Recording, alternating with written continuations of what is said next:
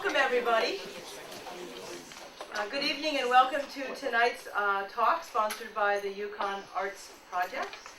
My name is Pam Bramble and I'm a professor of art and art history here and coordinating director of the Arts Project. Our mission is to support and celebrate the arts through exhibitions and artist talks and other programming that showcase the creative process. In addition, the project furthers the academic aims of the university and serves as a cultural resource for the broader community. It enhances our learning environment and enriches our creative life.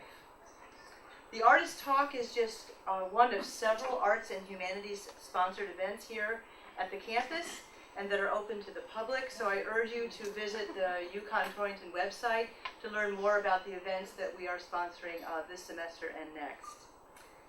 Tonight, artist Danielle will discuss the influences on her development of an artist, as an artist, and we'll discuss her work, including her current project, the creation of two large cutout silhouette sculptures that I believe will soon be seen as an integral part of the downtown Torrington cityscape. As is the case with our previous artist talks, Danielle will also discuss her process, her sources of inspiration, and how individual works of art evolve for her, and how her work as a whole has also evolved. I just want to spend a moment or two giving you a little bit of a background of the artists who have shown with us thus far, and in so enumerating them, you'll get a flavor for the different ways in which our exhibitions evolve. There's one seat up here. I just saw two people. There's one seat up there. Oh, good. Okay, that's fine.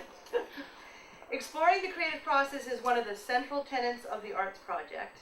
And to that end, our exhibits are curated with an eye towards presenting exhibitions that help us become aware of not just what the artist sees, but how the artist sees. Our artist talks are an integral part of this endeavor, and they give us all an opportunity to have a discussion with the artist based on what is on exhibit. The curatorial effort behind all of our shows has been to engage the viewer in looking at the creative process, that individual and solitary path that each artist takes as they proceed from the initial concept through to the completed work of art, and thus to create exhibits that reveal just a little bit of that unique way in which each artist sees the world. Some previous shows that have explored this idea of the creative process in different ways include the digital narrative artist Karen Lafleur. In her exhibit Underlines, she gave us a glimpse at foundational stages and current artworks in progress. Elizabeth McDonald, an artist that some of you may be familiar with, show of sensitively bold paintings about color and texture and the artist's hand reflected the project's interest in how process can be both subject and theme. The beautiful photographs and poems of Sister Joanne Iannotti were exhibited side by side with her poems. And they were exhibited in this way to suggest that these two forms of expression, photography and the writing of poetry, need not illustrate nor even explain one another, but rather provide the artist a dual avenue into the investigation of the world. And most recently, Banji Getzinger-Nicholas's show, Silver Linings, Literal and Metaphysical, featured her skillfully and fully nurtured silver point drawings, egg tempera paintings, and the objects from the natural world from which she drew her inspiration. So in our cases, we had butterflies and shells and nests and eggs, even egg yolk and nature's dried pigments. So as you can see, the exhibitions that we put on can be a combination of finished works of art, sketches, source material, preliminary drawings, and various stages of work of art. Or including things such as visual notes, as in the case of Danielle's show, experimental borders and shrink art and painted papers on which experimental designs are tried out as she tests the resolve of her patterns and her colors.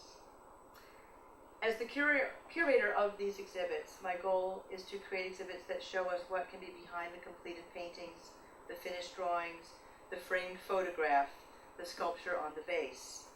Works of art are often seen as statements, as it were, by the artist. They are a culmination of an artist's thoughts, their perceptions, their understandings, their inquiries, and even their feelings about a particular subject or topic. But exhibiting source material and sketches and unfinished work and art material can therefore be seen as the dialogue that the artist has with herself. So we asked, to what is the artist committed? Danielle Mailer's exhibit, A Room with a Muse, and a few cattails, reveals her love and commitment to vibrant color, to intricate patterns that create visual, musical rhythms, and to symbols and to the silhouette. Now, before I introduce Danielle, I want to just share with you a few biographical notes. Danielle has a BA from Bowdoin College, and she is beginning her 10th year of teaching art at Indian Mountain School in Lakeville. She has been exhibiting her work for over 20 years in both group as well as solo shows, and her work is in numerous private as well as corporate collections, most notably the collections of the Mattituck Museum, the Rockefeller Foundation in New York City, and All Children's Hospital in St. Petersburg, Florida. In 2008, Danielle received a grant from the AWED Foundation, a private grant foundation located in Norfolk, Connecticut, that supported various projects by artists as well as writers and educators. This summer, she was the recipient of a City Canvas grant funded by the Connecticut Department of Economic and Community Development and the National Endowment for the Arts. And most recently, I think it was in the last few days, she received a Berkshire Takana grant for a project that she proposed for Salisbury, Connecticut. Danielle is known for her exploration of the female form, using a variety of approaches and mediums: collage, papier-mâché, hand-painted prints, acrylic. Most recently, she has added animals to her repertoire, using with great success her cutout silhouettes. In all of her work, Danielle's thoughtful and abundant use of symbols and personal iconography are painted with brilliant, highly chromatic, and pristine colors. She creates patterned and rhythmic designs, full and intricate. These designs are dynamic, they are energetic, they are narrative, they are beautiful, they are uplifting, and they can make us smile. Her work in this show can be seen as a collection which, as she says, presents a modest but insistent message of optimism. Danielle Mailer.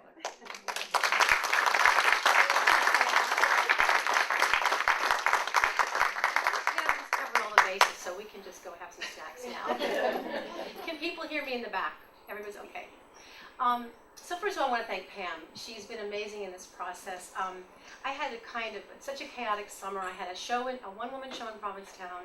I was teaching a summer camp, an art camp, and then I had a show in the fall at Noble Horizons, and let's see what else. And then I had this, and I had the 2 mural projects. So this event was sort of like a perfect storm because there was just so much chaos surrounding my summer that Pam sort of got the brunt of it, but she was a very good sport.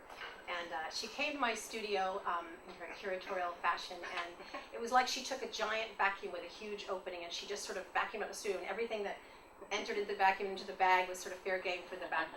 Anything that wasn't glued on the canvas ended up in the back walls. And I really like that style because in the front room, which I guess some of you came through the back, you can see a display of about 6 pieces that are unframed and not about process at all, but about finished product. And then the back wall kind of gives you an idea of what I look at when I'm in my studio making my pieces. So I find that to be a different angle than many other galleries shows I've had. So I appreciate that sensibility and that vision. I think it's very good. I want to thank all of you for coming out in this incredible weather. I looked about 2 hours ago, I said to my husband, no one's going to come. There's no point in even preparing a speech. No one's going to come. So it means a lot to me. It's a school night. I see some of my students in the audience, and I'm very grateful for that. Tonight I'm going to show you a PowerPoint, but first I'm going to talk about 20 minutes about my life. Because my work is so personal, because it's so narrative, I thought it would be helpful to get a little sense of my fairly eccentric background. And so I'm going to begin from the beginning, and I'm going to tell you that in my family, as a young person, unlike most families where parents talk about professions that bring an income in, practical things that you can go into, in my family, the message was, probably in utero, you will become an artist or else. There was never another option. I mean, you could be any artist, kind of artist you wanted to be. You could be a photographer, you could be a filmmaker, you could be a poet, but you had to be an artist. That was a given. And so that's the way I started my life. My parents split when I was 5, and on weekdays I was with my mother. And my mother's kind of an unsung hero in my mind. She's still living. She's still doing assemblages, as she says. She's an artist, and she's 89, and she's in assisted living, but she's still doing her art almost daily.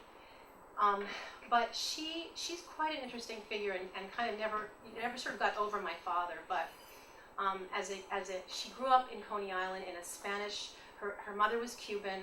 Her father was Peruvian. In this house in Little Brownstone, Brooklyn, it was kind of a Spanish Woody Allen situation, as she said in her memoir. And at 19, she sort of left this very restrictive Catholic household and took the subway across the bridge and into Manhattan, and sort of aligned herself with I guess the beatnik generation of the early 50s, or the hipsters, or the original hipsters.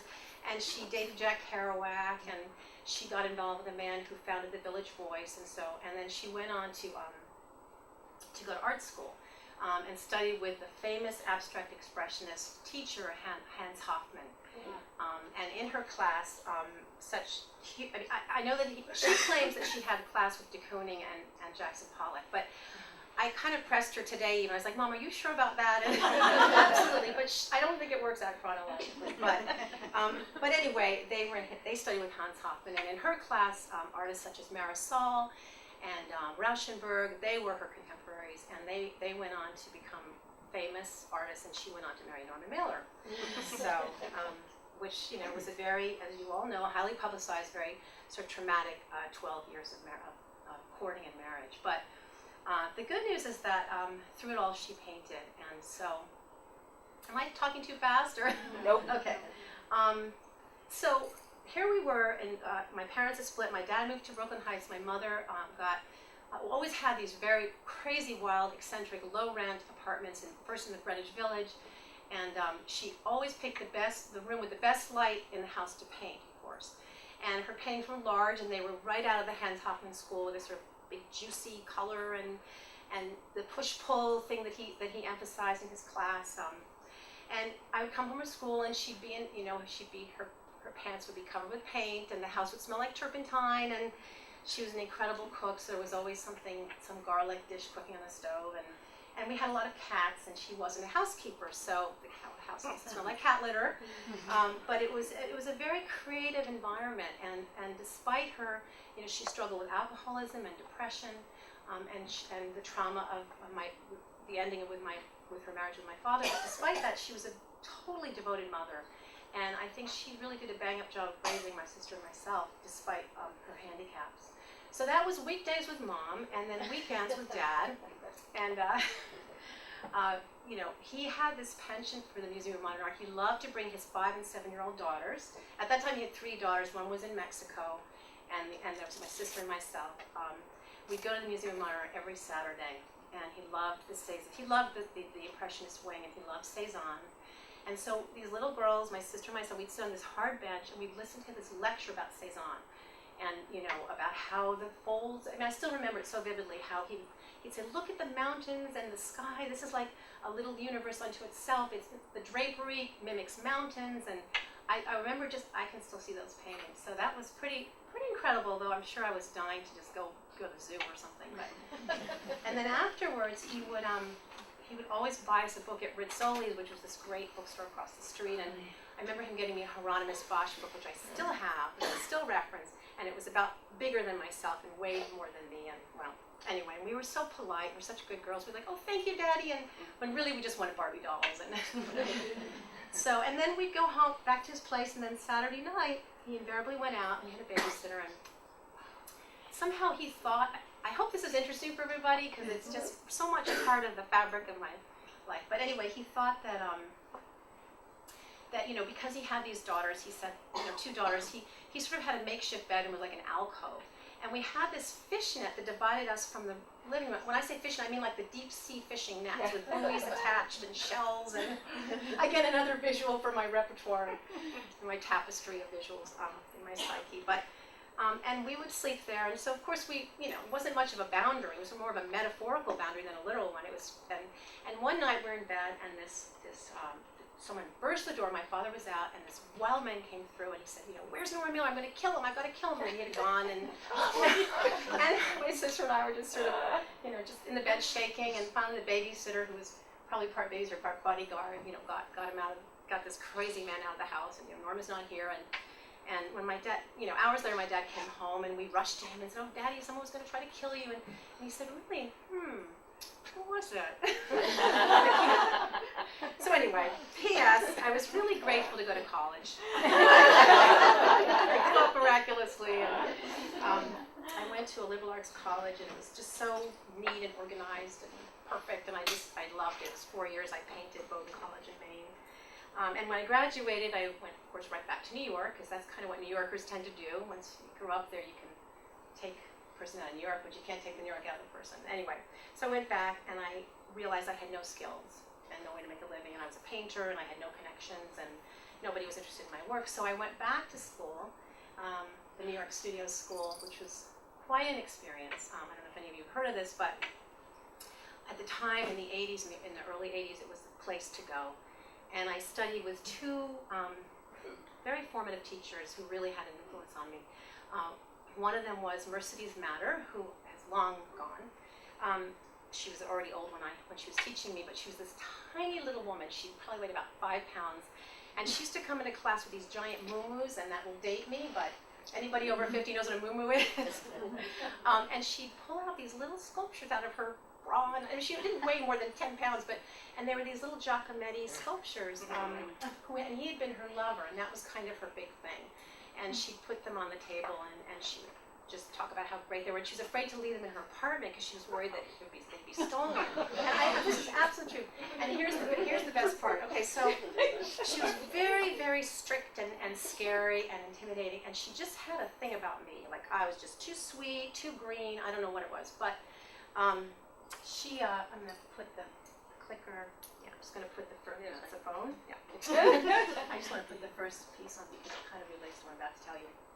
So these are the kind of paintings I was painting in the New York Studio School when I got there, and she just said there's no edge here, and she would say to her students in her French accent, she would say, you cannot, this is too precious, this is not going to work, we need to do something about this. And she would take her X-Acto knife, I'm not kidding, and she would slash the paintings. And she would sort of systematically go up through the whole class and slash them, just, and students would be crying, and I mean, it's so wild. But that was the days when you could do things like that and not get arrested. It was incredible. So this one she didn't slash, thank God.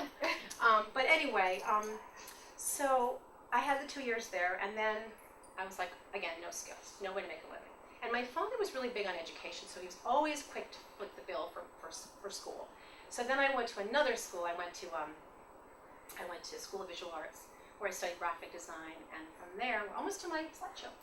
From there, I got a job at Art Muse magazine, and that was such an exciting job. It was my first real job, and I was making more money then than I've ever made since, which is kind of painful but true, because teaching doesn't pay like publishing. But anyway, at Art Muse, what was so exciting about it was that it was sort of 1983, 84, and that's when artists like Gillian Schnabel and Keith Haring and Kenny Sharp and Rodney Allen Greenblatt, all these artists who were on the cover of Art Muse were coming up the ranks and getting to be like rock stars. They were selling their works for hundreds of thousands of dollars. The art market was just exploding, and it was just such an exciting time to be working behind the scenes and going on photo shoots and laying out the pages, and I just loved it, and probably would have stayed there forever had I not gotten pregnant. Of course, I'm skipping years and years because we don't have all night, but I got pregnant with my daughter, Isabella, and I was formally married, and my former husband and Isabella and I, we were living on the Bowery, and I got sick of lifting the stroller up over the crack addicts who were passed out in the vestibule, so we decided that it was time to move. So when Bella was about 2, we moved to Cornwall. and my family doctor's in the corner over there. He was my first doctor. And I have a sprinkling of friends who I've known for the last almost 20 years. And so anyway, moved to Cornwall, and that was a real pivotal point for me because I really hadn't done any painting of this sort in a long time, a good maybe 6 years. And I was scared to go back to painting. And I tried to return to this format because this is how I was taught. And you know, painterly, Matisse, Bonnard, painting light. Some people think this is relate to this much more than the work I'm doing now. Often that happens. But I couldn't fit back into that template. I was in such a different place. I'd gone through so much in my life, and I felt this pressing need to tell stories, to do narrative, and to do things that were really I just was bubbling up. And but I was scared. How do I get back to this without, you know, I was afraid to do the figure because my art teachers in college always said, and studio school always said, you know, that's illustrative, you know, just focus on the still life, that's your strength. What happened is I started teaching at a Montessori school, in Northfield Montessori, and that really just opened me up because at night I would sit at my kitchen table and I would do collages. And the first collage I did was based on the painting you just saw. And it was very small and simple. It took about half an hour to do, not even. But I suddenly thought, oh, I can make art and it doesn't have to have, you know, I don't have to follow any format or template. I can just express myself in a way that's pleasing without having to analyze and justify. So anyway, I bring this, and plus it's not even real art. I'm just showing it to my students as an example of collage. So this piece was done when my marriage was starting to unravel, and my daughter was, I think, about 3, 4 there, or 5, and you know, again, collage. Still not thinking about being an artist, just thinking about expressing myself with paper. I just love the immediacy of the paper, and just kept doing these. Maybe I would do one a night for a while. I would sit at my kitchen table with the moon coming in, and I ended up calling this my night studio series. But in actuality, it really was just exercises in paper. So I have about 30 of those, but I just showed you a few. But then what happened is that I started getting more adventurous and started taking myself a little more like, okay, you know what, I've got something here, and I'm going to start introducing the figure. And it's going to be kind of myself, a version of myself, because that's what I know best, and that was what felt the most honest. So I brought the figure in, and I started pulling from just different, again, my sort of Matisse background, but slightly different approach than the more painterly, but still elements of that.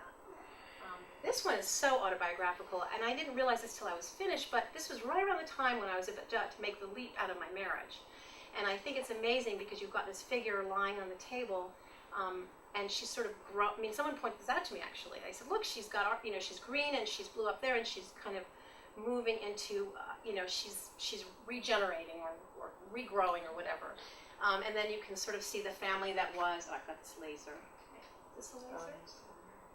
Well, just the family that was over here, and the ex-husband in the cup. Someone suggested, and I'm like, okay, yeah, that works. But anyway, so that's. Meanwhile, I'm showing at libraries and banks and selling. People are like buying my work out of these venues, and I'm thinking, wow, and I'm actually kind of sucking away money to make my departure. So, oops.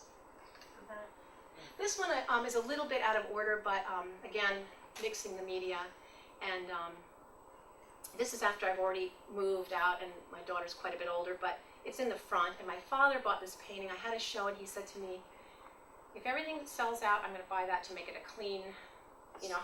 It was at the Washington Art Association, and everything, I had a sellout show. That was my only sellout show ever. Maybe there was 1 or 2 others, but, and so he said, all right, I'll buy that. So anyway, it was in his collection, and then I took it back after he died. Before he died, he said, I want you to take this back and sell it. So I haven't sold it yet, but you never know.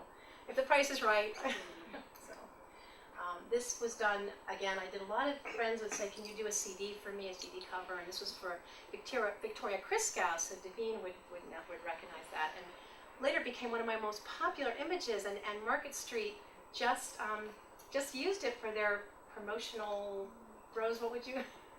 Yes. So anyway, again, these are all part of these are all huge pieces, by the way. They're all about that size, the original. So.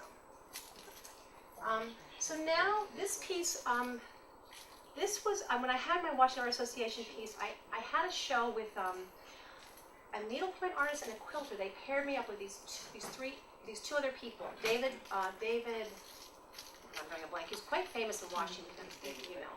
Anyway, and another woman, Denise Linné, who was a quilter. And we would take the work and pass it around. So they would do section, and I'd work on their piece, and then we'd pass it. And so I started doing the dots because I wanted to simulate the needlepoint, and it just stuck. People thought I was doing dots because it was Aboriginal, but no, it was a desire to create a surface that I thought would be really dynamic and sort of kinetic and energetic. And so that's kind of how the dots all started. This is called The Bride with the jailbird figure holding it's an interesting mix of messages. So now I'm kind of really going into just acrylic on canvas. I'm departing from the collage, and I'm just full force. Those male art teachers in college are skeletons now in the closet, and so anyway. I'm going too quick. I'm trying to get to the meat and potatoes at the top, which is the grant. But that's my grandmother. She called herself May, but her name was Consuelo Rodriguez Morales. So anyway, that's my mother's mother, who I kind of reconfigured into a leopard, because she always wore a leopard, and she was a chain smoker, and she was like she modeled herself after Mae West, and she was a real character, and she always cooked paella with the chili peppers, and so anyway, she loved, well, my whole family loves skeletons, so my mom always had these beautiful Mexican pieces in her home, so I just continued with that. This is called The Art of Letting Go. I thought this is a perfect piece for me because I'm so in my head most of the time, and always sort of wondering how I can get out of the chatter, and I hear a lot of the chatter, so. This is about menopause, ladies. She has a sheep on her head, and I should mention that I got happily remarried, and there is my husband's, there's our house, was his house at the time, Peter McCarran. Somewhere in this configuration, I met Peter, and we sort of started seeing each other, and at that point, the lid really lifted, and then the creativity just really sort of soared, so. This is my 9/11 piece. This was done right after 9/11. This is what came out. It was a show at the New Arts I had, and this is one of the pieces, which I'm quite fond of. Even though her breasts are a little strange, but anatomically. My little Simon, God bless him, 17, he just died, but. Oh. Another one of my patterned stream of consciousness pieces that just emerged, and not quite sure how that happened, but there you have it. Okay, so then I'm getting back into collage now, and I decided, since I had started studying yoga, not very effectively, I'm not good at it, but I thought if I can make yoga postures, maybe I can do them, but it doesn't work like that. But I really am quite fond of this yoga series that I did. It gave me a format to work with in the collage, to return to the collage, and I liked that, sort of a thematic thing.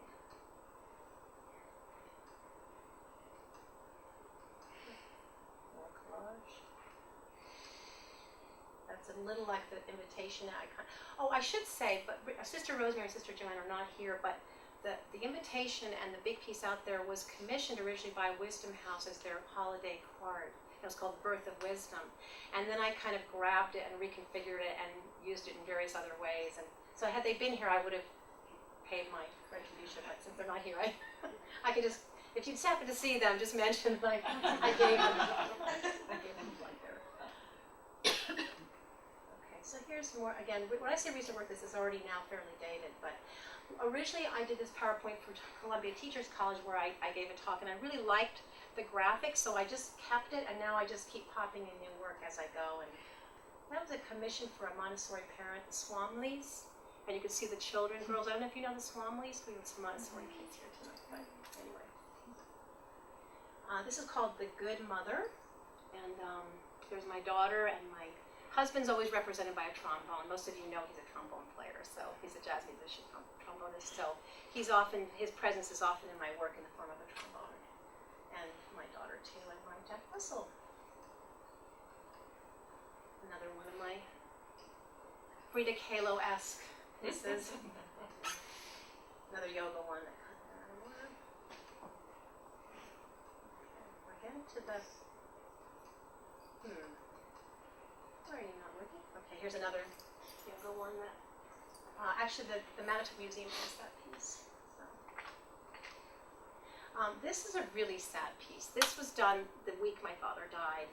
I did two paintings that I think are really my strongest paintings of that period. It's called The Good Daughter, and I'm holding Ancient Evenings, which is one of the books that I really have enjoyed. I have never read it cover to cover because it's just too meaty, but I love passages in it very much, and so I thought that was an appropriate book to represent my father. And just people have interpretations and they share them with me, and I'm always fascinated by their interpretations. But someone said that the ferns are sort of ancient, and the figure is cradling her father, but she's also being cradled by light, and so it's kind of that idea that we our parents bring us into the world, and then we are there at the end, and that sort of reciprocal thing that goes on between father and daughter, mother and daughter, etc. So anyway, there's a lot of grief in that piece, and I really value it because it captured that period where he was in the hospital.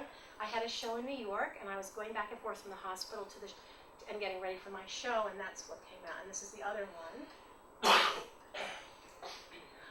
This is a tiny piece, and it's this was in the New Britain Museum, and it went to the traveling show, and also again painted in the same month. So I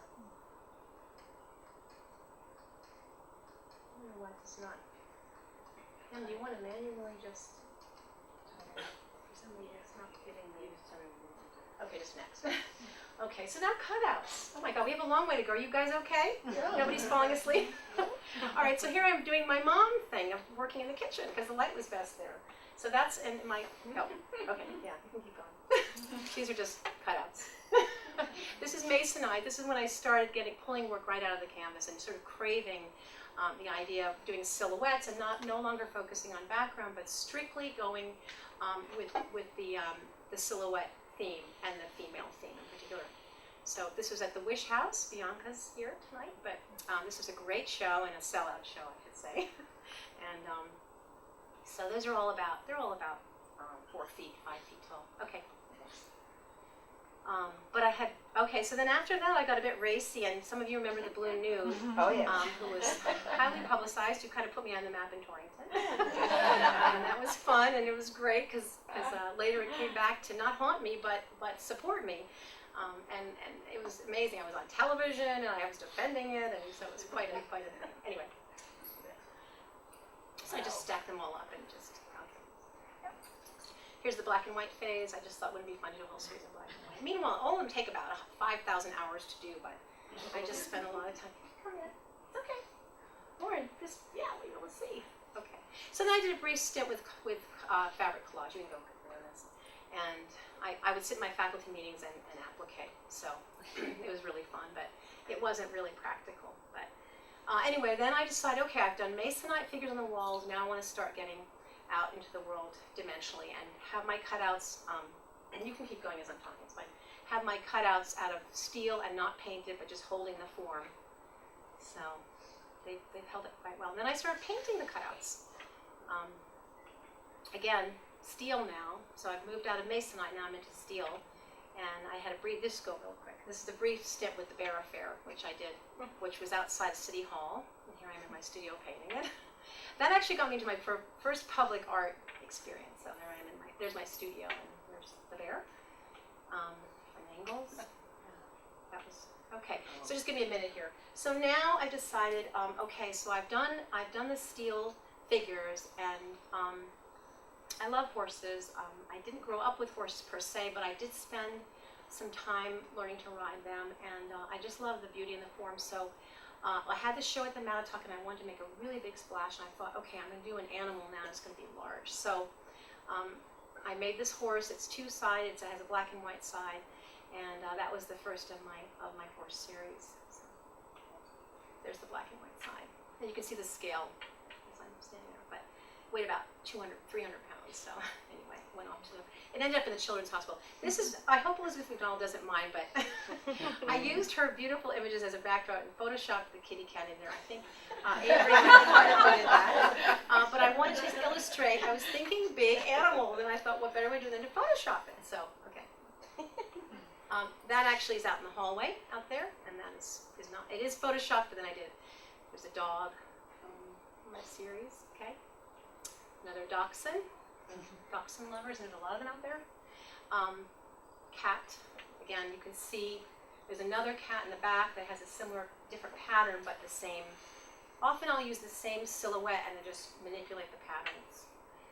This was done by Avery Danziger, my photographer who's in the audience, and he did a really interesting thing because it was two-sided, and so, wait, did you do it as a, I forget how he did this. I think he used a big mirror. Big mirror, okay, thank you. So I thought that was a really cool way to show both sides. Okay, next. These are some birds, series of crows that I did. Just having so much fun with the silhouette and what types of challenges it brought me. This is a grouping of work that all went off to my Provincetown show, the Birdwalker Gallery. That lady up right here, this was a call to artists to do a paper costume at the Mattatuck Museum. I was so proud of myself because I got a dressmaker.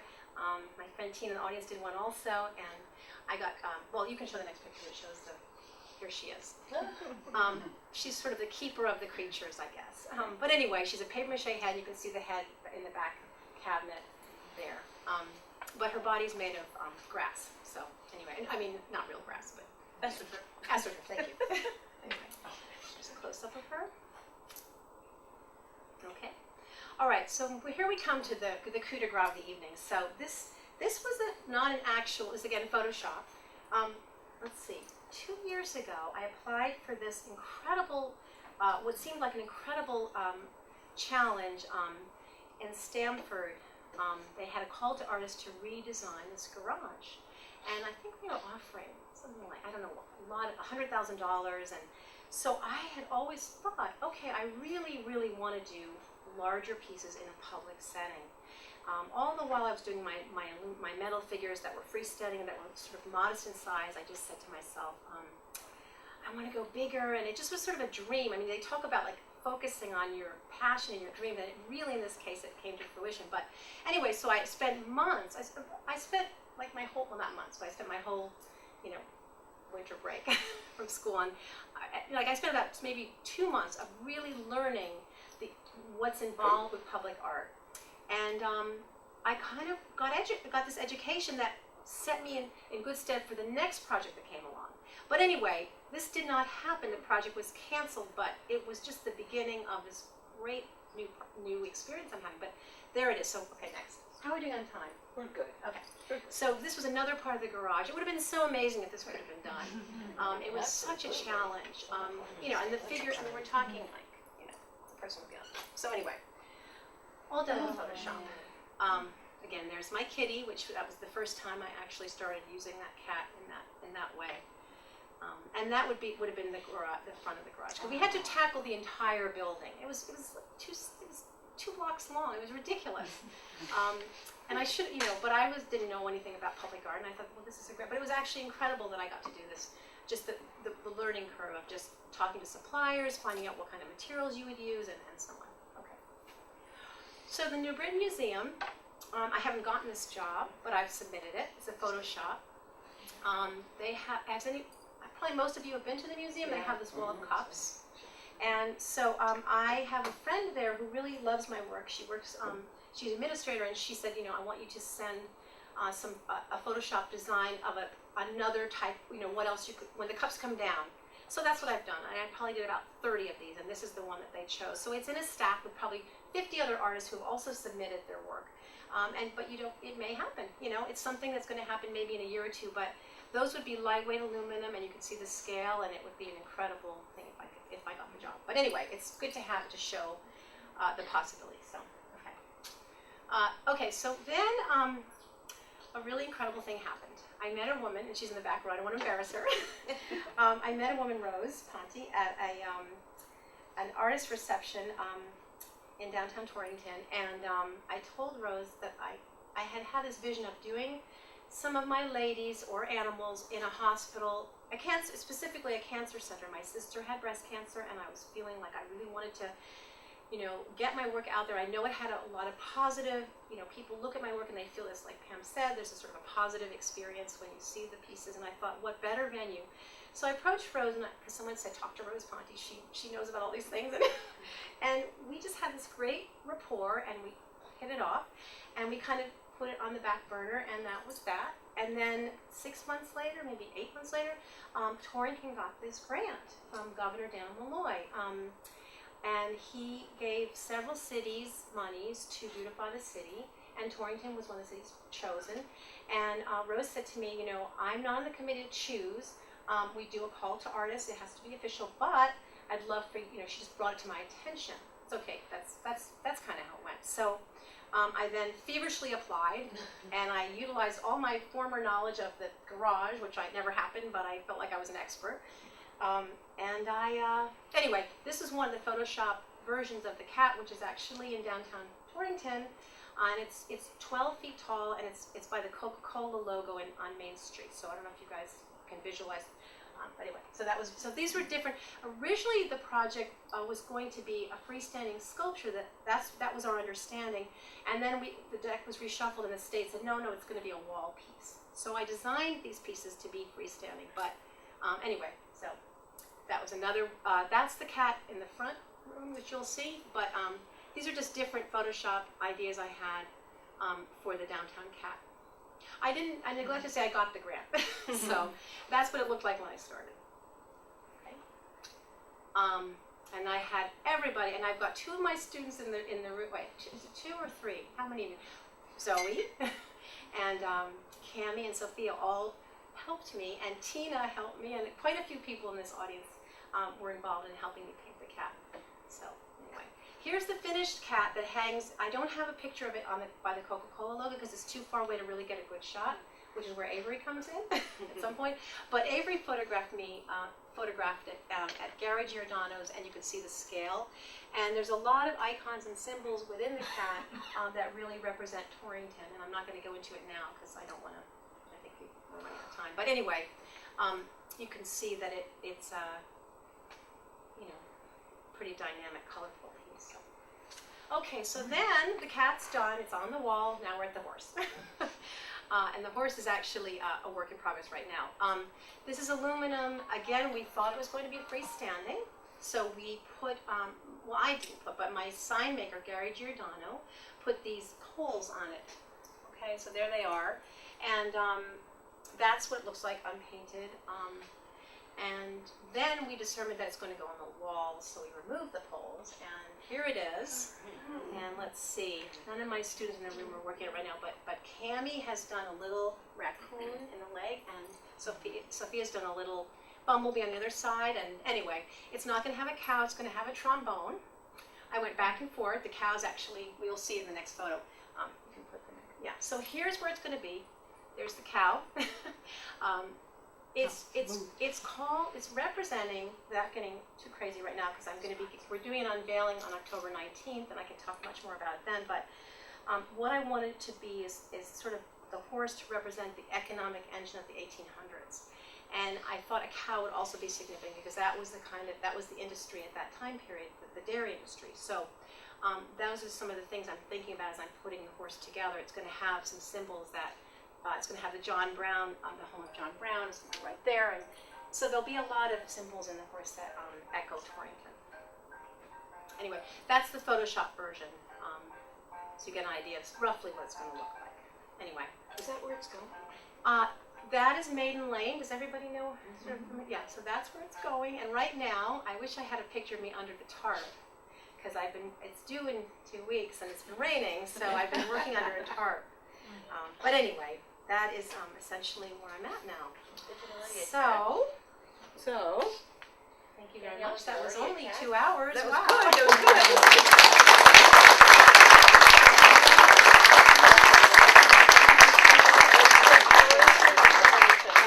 Before we adjourn to the back and have something to drink, does anybody have any questions or observations that you'd like to share? Anything you'd like to ask Danielle about?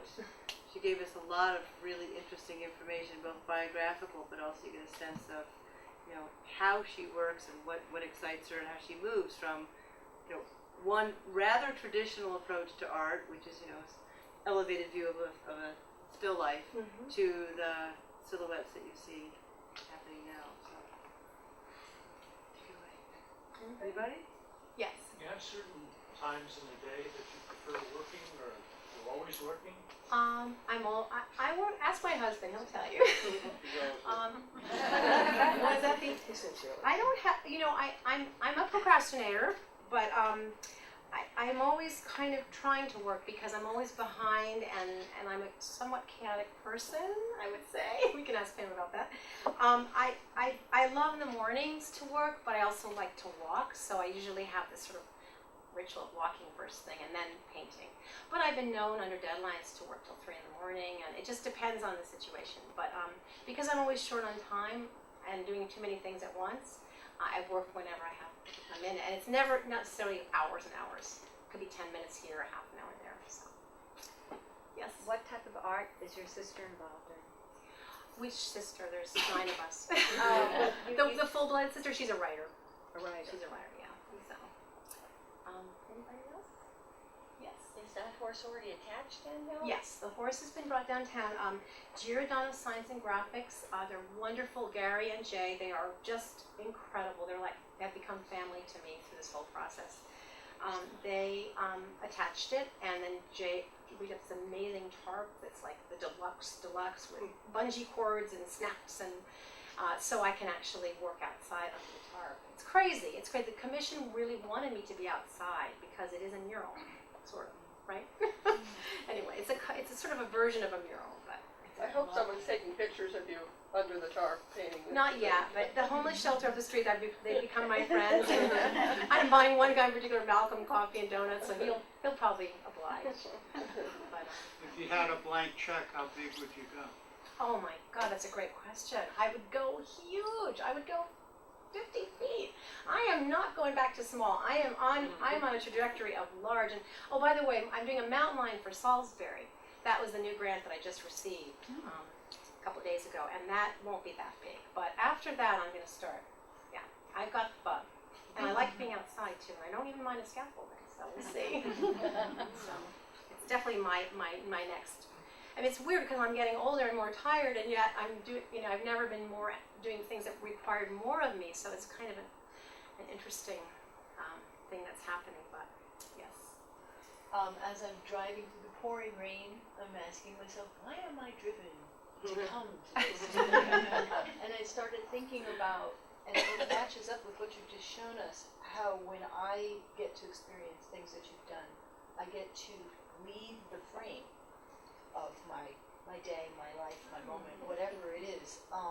And I think that's what you've done, and I just noticed that tonight, so I thought I'd... Well, Deirdre and I go back 20 years, Yeah. so that's a real compliment. So she and I know each other very well. So anyway, well, I'm so thrilled you all came out. I can't believe it. I'm really flattered and honored, and I appreciate it. I hope that I didn't talk too fast, or that you could sort of assimilate. There's a lot being thrown at you, but it's all just what I'm doing. Just art. Yeah, it's just art, exactly. Just another day.